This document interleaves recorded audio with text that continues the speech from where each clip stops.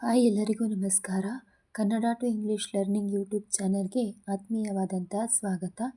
ಈ ದಿನದ ಇಂಗ್ಲೀಷ್ ಕಲಿಕೆಯಲ್ಲಿ ವಾವೆಲ್ಸ್ ಮತ್ತು ಕಾನ್ಸೊನೆಂಟ್ಸ್ಗಳನ್ನು ನೋಡೋಣ, ಅಂದರೆ ಸ್ವರ ಮತ್ತು ವ್ಯಂಜನಗಳು.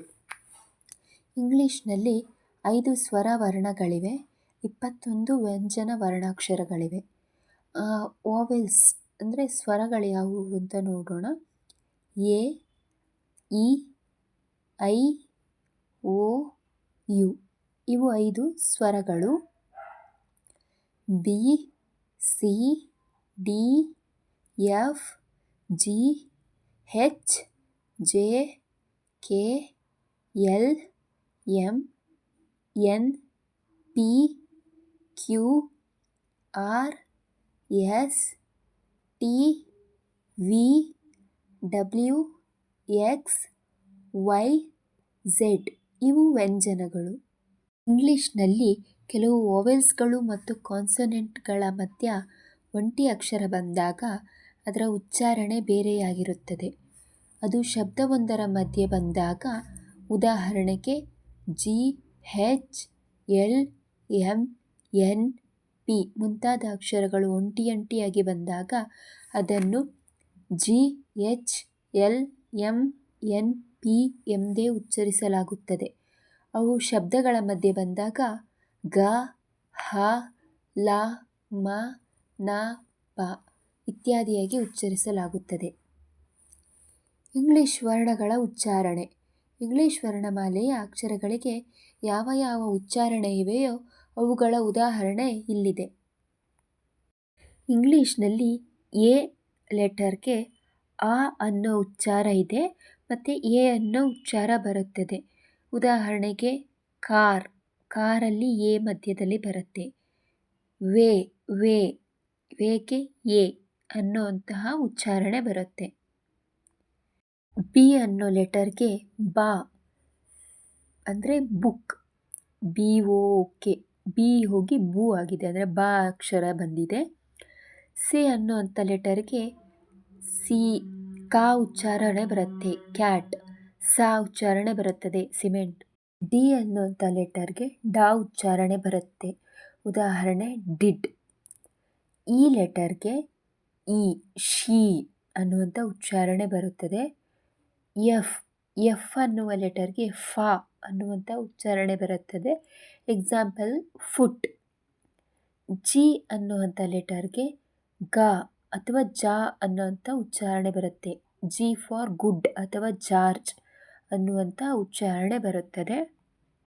ಹೆಚ್ ಫಾರ್ ಹೆನ್, ಹ ಅನ್ನುವಂಥ ಉಚ್ಚಾರಣೆ ಹೆಚ್ಚಿಗೆ ಬರುತ್ತದೆ ಇಲ್ಲಿ. I for India, kind. ಇಲ್ಲಿ ಐಗೆ ಇ ಮತ್ತು ಐ ಎನ್ನುವಂತಹ ಉಚ್ಚಾರಣೆ, 2 ಥರದ ಉಚ್ಚಾರಣೆ ಬರುತ್ತದೆ. ಜೆ ಫಾರ್ ಜೋಕ್, ಜಾ ಅನ್ನುವಂತಹ ಉಚ್ಚಾರಣೆ ಮಧ್ಯದಲ್ಲಿ ಬರುತ್ತೆ ಇಲ್ಲಿ ಜೋಕಿಗೆ. ಕೆ ಫಾರ್ ಕಿಕ್ ಮೀನ್ಸ್ ಕಾ ಉಚ್ಚಾರಣೆ ಬರುತ್ತದೆ. ಎಲ್ ಫಾರ್ ಲೆಟರ್ ಅಂತಂದರೆ ಇಲ್ಲಿ ಲಾ ಉಚ್ಚಾರಣೆ ಬಂದಿದೆ ಮಧ್ಯದಲ್ಲಿ. ಎಂ ಫಾರ್ ಮ್ಯಾನ್ ಅಂತಂದರೆ ಮಾ ಉಚ್ಚಾರಣೆ ಬಂದಿದೆ. ಎನ್ ಫಾರ್ ನೋಸ್, ಇಲ್ಲಿ ಎನ್ಗೆ ನಾ ಉಚ್ಚಾರಣೆ ಬಂದಿದೆ. O for hour or open, O ಎನ್ನುವಂತಹ ಉಚ್ಚಾರಣೆನೇ ಬಂದಿದೆ ಓಗೆ. ಪಿ ಫಾರ್ ಪೋಸ್ಟ್, ಪಾ ಉಚ್ಚಾರಣೆ ಬಂದಿದೆ. ಕ್ಯೂ ಫಾರ್ ಕ್ವಿಕ್, ಇಲ್ಲಿ ಖಾ ಉಚ್ಚಾರಣೆ ಬಂದಿದೆ ಕ್ಯೂಗೆ. ಆರ್ ಫಾರ್ ರಿಮೈಂಡ್, ಆರ್ಗೆ ರಾ ಅಂತಹ ಉಚ್ಚಾರಣೆ ಬಂದಿದೆ. ಎಸ್ ಫಾರ್ ಸ್ಯಾಂಡ್ಗೆ ಸಾ ಅನ್ನುವಂತಹ ಉಚ್ಚಾರಣೆ ಬಂದಿದೆ. ಟಿ ಫಾರ್ ಟೀಚರ್, ಟೀಗೆ ಠಾ ಅನ್ನುವಂಥ ಉಚ್ಚಾರಣೆ ಬಂದಿದೆ. ಯು ಫಾರ್ ಅಪ್ ಅಥವಾ ಯು ಸೆಲ್ಯೂಟ್, ಇಲ್ಲಿ ಆ ಮತ್ತು ಯು ಅನ್ನೋಂಥ ಉಚ್ಚಾರಣೆ ಯು ಲೆಟರ್ಗೆ ಬಂದಿದೆ. V for value. W for walk, V ಮತ್ತು ಡಬ್ಲ್ಯೂ ಎರಡಕ್ಕೂ ಇಲ್ಲಿ ವಾ ಅನ್ನುವಂಥ ಉಚ್ಚಾರಣೆ ಬಂದಿದೆ. ಎಕ್ಸ್ ಫಾರ್ ಎಕ್ಸ್ರೇ, ಎಕ್ಸ್ ಅನ್ನುವಂಥ ಲೆಟರಿನ ಉಚ್ಚಾರಣೆಯೇ ಬಂದಿದೆ ಎಕ್ಸ್ಗೆ. ವೈ ಫಾರ್ ಯಂಗ್, ಅಥವಾ ಐ, ಮೈ. ವೈಗೆ ಯಾ ಮತ್ತು ಐ ಅನ್ನುವಂಥ 2 ಅಕ್ಷರದ ಉಚ್ಚಾರಣೆ ಬಂದಿದೆ. Z, Z for zebra. ಝೆಡ್ಗೆ ಜ ಅನ್ನುವಂತಹ ಉಚ್ಚಾರಣೆ ಬಂದಿದೆ. ಇಂಗ್ಲೀಷ್ನಲ್ಲಿ ಸಂಯುಕ್ತಾಕ್ಷರಗಳು. ಸಿ ಹೆಚ್ ಅನ್ನುವಂಥದ್ದು ಚ ಆಗುತ್ತೆ, ಟಿ ಹೆಚ್ ಅನ್ನುವಂಥದ್ದು ಥ ಆಗುತ್ತೆ, ಪಿ ಹೆಚ್ ಅನ್ನುವಂಥದ್ದು ಫ ಆಗುತ್ತೆ, ಎಸ್ ಹೆಚ್ ಅನ್ನುವಂಥದ್ದು ಶ ಆಗುತ್ತೆ, ಜಿ ಹೆಚ್ ಅನ್ನುವಂಥದ್ದು ಘ. ಜಿ ಹೆಚ್ಗೆ ಮುಂಚೆ ದೀರ್ಘ ಸ್ವರವಿದ್ದರೆ ಜಿ ಹೆಚ್ನ ಉಚ್ಚಾರಣೆ ನಿಶ್ಶಬ್ದವಾಗಿರುತ್ತದೆ. ಉದಾಹರಣೆ ರೈಟ್. ಇಲ್ಲದಿದ್ದರೆ ಅದರ ಉಚ್ಚಾರಣೆ ಗ ಆಗಿರುತ್ತಿತ್ತು. ಗೋಸ್ಟ್, ಭೂತ, ಆತ್ಮ ಕೆಲವು ಬಾರಿ ಗ. ಜಿ ಹೆಚ್ನಿಂದ ಫ ಉಚ್ಚಾರಣೆಯೂ ಬರುತ್ತದೆ. ದೊಡ್ಡ ಅಕ್ಷರ ಅಥವಾ ಕ್ಯಾಪಿಟಲ್ ಲೆಟರ್ಗಳ ಬಳಕೆ. ಮೊದಲನೆಯದಾಗಿ ಪ್ರತ್ಯೇಕ ವಾಕ್ಯದ ಮೊದಲನ ಅಕ್ಷರ. Example, this is a box, when did you came. ಇವು ಪ್ರತ್ಯೇಕ ವಾಕ್ಯಗಳು. ಮೊದಲನೇ ಅಕ್ಷರ ಕ್ಯಾಪಿಟಲ್ ಲೆಟರ್ ಬರುತ್ತೆ. ಎರಡನೆಯದಾಗಿ ಯಾವುದೇ ನಾಮಪದದ ಮೊದಲ ಅಕ್ಷರ. ಎಕ್ಸಾಂಪಲ್, ಹೆಸರು, ನದಿಗಳ ಹೆಸರು, ದೇವಸ್ಥಾನದ ಹೆಸರು, ಹೀಗೆ ರಾಮ್, ಗಂಗಾ, ಅಯೋಧ್ಯ ಉದಾಹರಣೆಗಳಿವು. ಇಂಗ್ಲಿಷ್ ಕವಿತೆಯ ಪ್ರತಿಯೊಂದು ಚರಣದ ಮೊದಲನ ಅಕ್ಷರ. His coat is ragged and blown away. ಎಕ್ಸಾಂಪಲ್ಗೆ ಇಲ್ಲಿ ಮೊದಲನೇ ಅಕ್ಷರ ಹಿಸ್ಸಿಗೆ ಹೆಚ್ ಅನ್ನೋದು ಕ್ಯಾಪಿಟಲ್ ಬಂದಿದೆ, ಆ್ಯಂಡಿಗೆ ಎ ಅನ್ನೋದು ಕ್ಯಾಪಿಟಲ್ ಬಂದಿದೆ.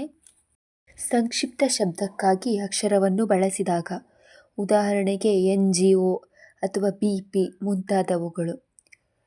ಐದನೆಯದಾಗಿ ದಿನ, ತಿಂಗಳು, ವಾರಗಳ ಹೆಸರಿನ ಮೊದಲನ ಅಕ್ಷರ. Example, Monday, June, week. ಈ ಥರದ ಮೊದಲನೇ ಅಕ್ಷರಗಳು MJW ಇವು ಕ್ಯಾಪಿಟಲ್ ಲೆಟರ್ಗಳು. ವಿದ್ಯಾರ್ಹತೆಗಳನ್ನು ತಿಳಿಸುವಾಗ ಮೊದಲ ಅಕ್ಷರ. ಎಕ್ಸಾಂಪಲ್, BA, BCom, LLB ಮುಂತಾದವುಗಳು. ಎಂಟನೆಯದಾಗಿ ದೇವರ ಹೆಸರು ಮತ್ತು ದೇವರಿಗಾಗಿ ಬಳಸುವ ಸರ್ವನಾಮದ ಮೊದಲ ಅಕ್ಷರ. Example, God, Lord, he, his. ಇವೆಲ್ಲದರ ಮೊದಲ ಅಕ್ಷರ ಕ್ಯಾಪಿಟಲ್ ಲೆಟರ್ನಲ್ಲಿ ಇರುತ್ತದೆ. ಇಂಗ್ಲೀಷ್ನಲ್ಲಿ ನನಗಾಗಿ. Example, how can I ever forget. ಇಲ್ಲಿ how can I ever forget ಅನ್ನೋದು ಐ ಅನ್ನೋದು ಕ್ಯಾಪಿಟಲ್ ಲೆಟರ್ನಲ್ಲಿದೆ. 9ನೇದಾಗಿ ಪತ್ರವನ್ನು ಆರಂಭಿಸುವ ಸಮಯದಲ್ಲಿ ಸಂಬೋಧನೆ ಮತ್ತು ಮುಕ್ತಾಯದಲ್ಲಿ ಮುನ್ನ ಅಕ್ಷರ, ಮುಕ್ತಾಯದ ಮೊದಲನೇ ಅಕ್ಷರ. Example, your sincerely, affectionately yours ಅನ್ನುವಂತಹ ಪದಗಳು. 10ನೇದಾಗಿ ಕೊಟೇಶನ್ ಮಾರ್ಕ್ ಒಳಗಡೆ ವಾಕ್ಯವನ್ನು ಆರಂಭಿಸುವಾಗ ವಾಕ್ಯದ ಮೊದಲನ ಅಕ್ಷರ. ಹೀ ಸೆಡ್ ಅನ್ನೋದನ್ನು ಫುಲ್ ಸ್ಟಾಪ್ ಮಾಡಿರೋದು. Next, don't forget to inform me the date of your marriage. ಅಂದರೆ ಇಲ್ಲಿ ಹೀಯಲ್ಲಿ ಹೆಚ್ ಅನ್ನೋದು ಕ್ಯಾಪಿಟಲ್ ಲೆಟರ್ ಇದೆ. ಅದರ ನೆಕ್ಸ್ಟು ಡೋಂಟ್ ಫಾರ್ಗೆಟ್ ಅನ್ನೋದನ್ನು ಕೊಟೇಶನ್ ಒಳಗೆ ಸ್ಟಾರ್ಟ್ ಮಾಡ್ತಿದ್ದೀವಲ್ವಾ, ಡಿ ಅನ್ನೋದು ಕ್ಯಾಪಿಟಲ್ ಲೆಟರ್ ಆಗಿ ಕನ್ವರ್ಟ್ ಆಗುತ್ತೆ. ಇವಿಷ್ಟು ವೋವೆಲ್ಸ್ ಹಾಗೂ ಕಾನ್ಸೋನೆಂಟ್ಗಳಿಗೆ ಸಂಬಂಧಪಟ್ಟಂತಹ ಮಾಹಿತಿ. ಇವತ್ತಿನ ವಿಡಿಯೋ ನಿಮಗೆ ಇಷ್ಟ ಆಯಿತು ಅಂತಂದರೆ ಇನ್ನೂ ಹೆಚ್ಚಿನ ವಿಡಿಯೋಗಳಿಗಾಗಿ ನಮ್ಮ ವಾಹಿನಿಯನ್ನು ಲೈಕ್ ಮಾಡಿ, ಶೇರ್ ಮಾಡಿ ಹಾಗೂ ಸಬ್ಸ್ಕ್ರೈಬ್ ಮಾಡಿ. ಧನ್ಯವಾದಗಳು.